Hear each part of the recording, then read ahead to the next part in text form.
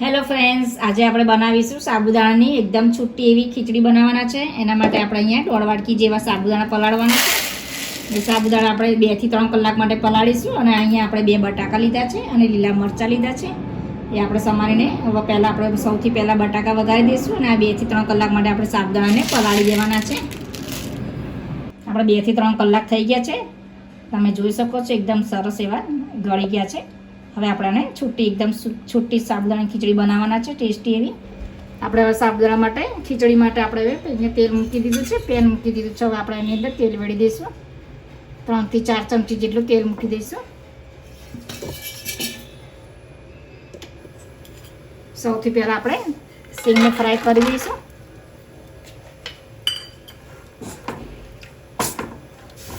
સિંગ આપણી ફ્રાય થઈ ગઈ છે. સિંગને હવે આપણે ડીશમાં પ્લેટમાં લઈ લઈશું.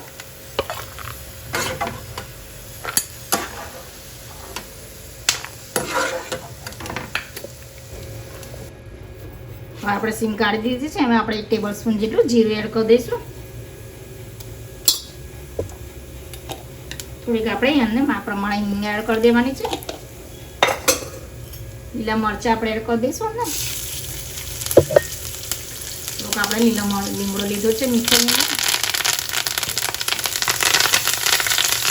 આપણે જે બટાકા સમારીને મૂક્યા છે એ અંદર એને એડ કરી દઈશું.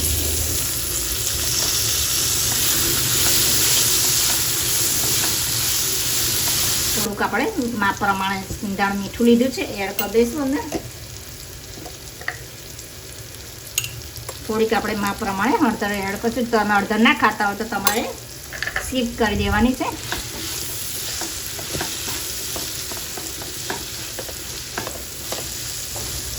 થોડુંક આપણે પાણી ચડવા માટે આપણે અંદર વેડી દેવાનું છે. હવે આપણે હલાઈને ઢાંકી દઈશું. 2 થી 3 મિનિટ માટે ઢાંકી દેવાનું છે.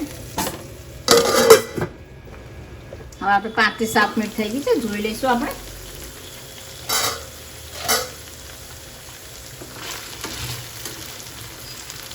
બટાકા સરસ એવા ચડી ગયા છે. હવે આપણે એની અંદર સાબુદાણા ઉમેરી દઈશું.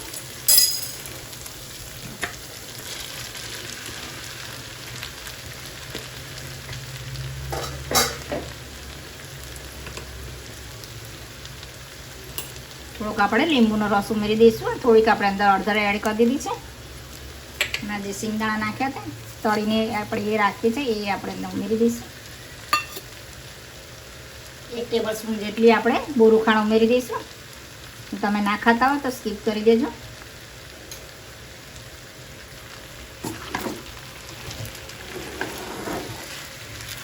બધું જ આપણે મિક્સ કરી દેવાનું છે. થોડુંક આપણે લાલ મરચું એડ કરી દઈશું અંદર. તો તમારે ના નાખવું હોય તો તમે સ્કીપ કરી શકો છો. ને મિક્સ કરી દઈશું. બધી એકદમ છૂટો છૂટો દાણો થયો છે આપણો સાબુદાણા ખીચડીનો.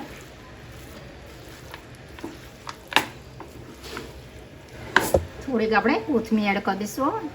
ગેસને આપણે ઓફ કરી દેવાનો છે.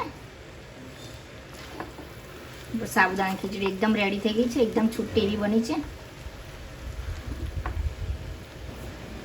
ઉપવાસ માટેની આપણી સાબુદાણાની ખીચડી એકદમ સરસ એવી છૂટી રેડી થઈ ગઈ છે.